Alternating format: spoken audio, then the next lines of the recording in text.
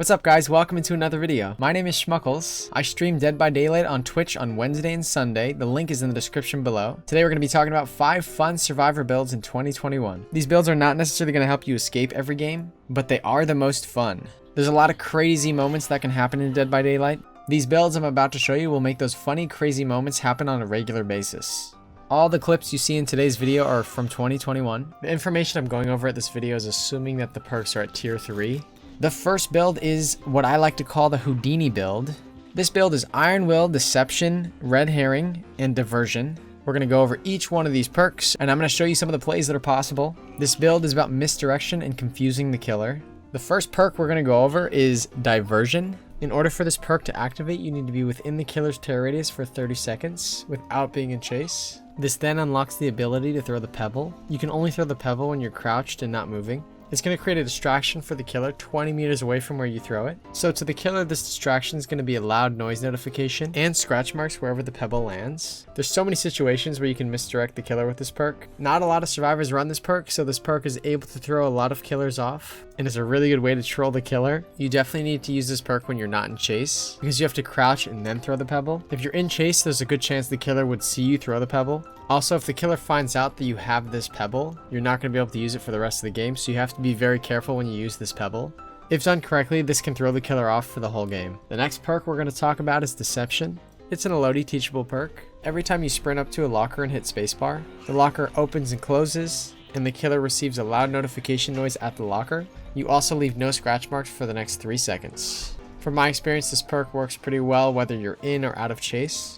This is another misdirection perk that's going to confuse the killer when they're trying to find you on the map. And just like Diversion, you have to be really careful when you're using this perk, because once the killer knows you have this perk, it's not going to work for the rest of the game. So you have to be patient and only use this perk when you're out of sight of the killer. This perk's going to work really well with Diversion because you're going to have 2 different ways to trigger notifications in places that you're not going to be at. Which leads me to the third perk, Red Herring. After repairing a generator for 3 seconds, it highlights with a yellow aura. The generator is going to stay highlighted until it's fully repaired, or you repair a new generator. Or if you step into a locker, entering a locker triggers a loud notification at that generator and then it turns red. Red Herring has a cooldown for 40 seconds. So far in this build, we have 3 different ways to trigger loud notifications where you're not going to be. The fourth and final perk of this build is Iron Will. It's a Jake Park teachable perk. It allows you to not grunt in pain while you're injured.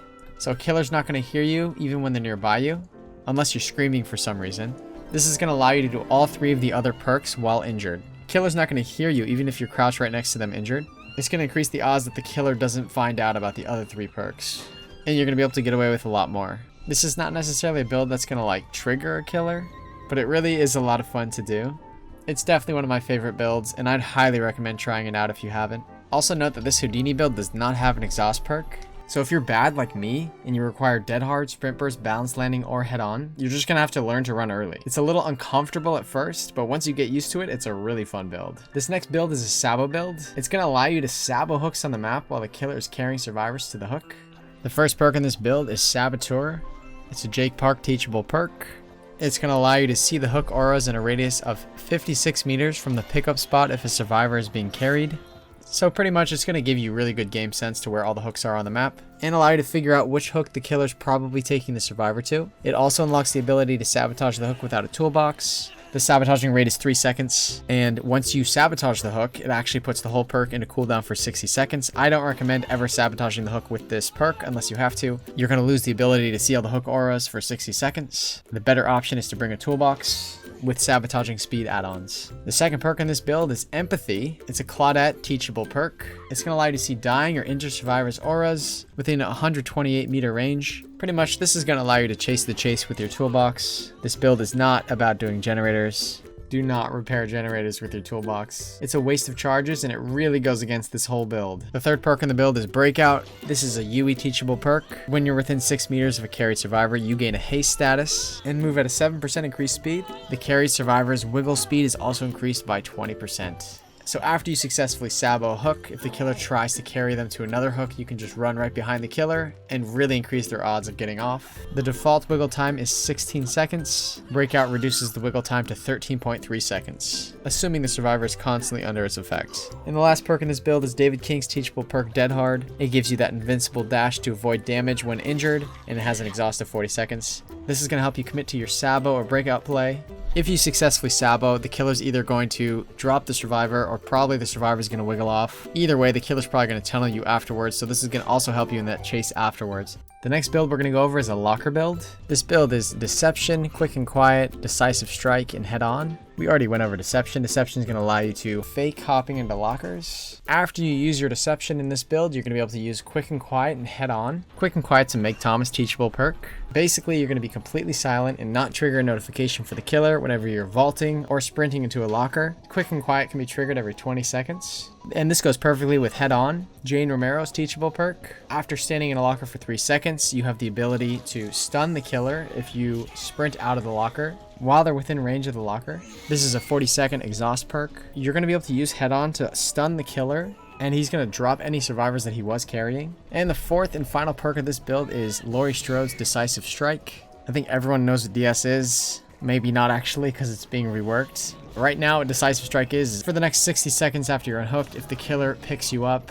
you get an ultra hard skill check. If you hit the skill check, the killer drops you and it stuns them for 5 seconds. Once you fail or succeed the skill check, Decisive Strike is disabled for the rest of the game and increases your odds of being the Obsession. This build is 4 perks that optimizes your gameplay around lockers.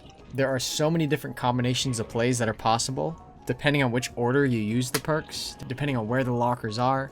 It takes a little bit of getting used to. There are a lot of fun possibilities for this build.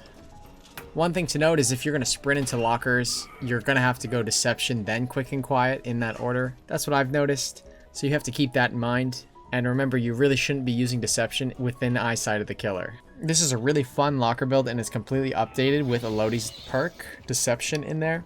It pretty much makes you a locker junkie. The next build we're going to talk about is a flashlight build. I actually posted a gameplay video of this build. If you want to check that out, you can click on the title above. This build is Empathy, Dead Hard, Calm Spirit, and Iron Will. As we went over before, Empathy is Claudette's teachable perk. It allows you to see the auras of survivors in the dying or injured state within 128 meters of range. It's pretty much going to allow you to chase the chase with your flashlight. Dead Hard and Iron Will are going to allow you to get really close to the killer and chase the chase while injured. The fourth perk, Calm Spirit, is Jake Park's teachable perk. It allows you to overcome the urge to scream. You're no longer going to scream whenever you're downed, hooked, or more importantly, from doctor shocks, clown bottles, or infectious fright. Dead Hard, Iron Will, and Calm Spirit are allowing you to be very close to the killer next to a slug survivor and to be completely undetectable while doing so. A lot of times when the killer sees a flashlighter in the lobby, they're going to pretend to pick up the slug survivor and actually look for the flashlighter. This is going to allow you to hide from killers like that.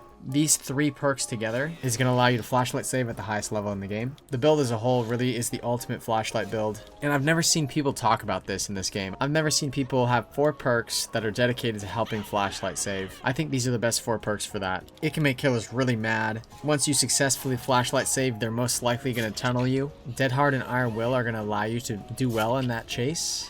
There were a lot of possible perks that I thought could be used in this build, and I thought these were the best 4 perks for the flashlight build. And the last build is for you looping monkeys out there. And this build is Resilience, Spine Chill, Iron Will, and Dead Hard.